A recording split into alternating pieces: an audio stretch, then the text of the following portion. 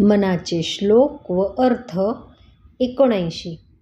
मना पावना भावना राघवाची, धरी अंतरी सोडी चिंता भवाची. भवाची जीवा मानवा भूली ठेवी, नसे वस्तूची धारणा व्यर्थ गेली. हे मना, भगवंताबद्दलची भक्ती भावना ही पवित्र करणारी आहे.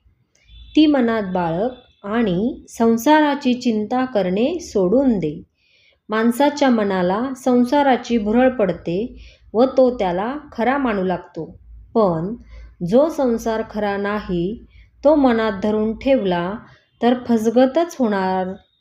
जय जय रघुवीर समर्थ.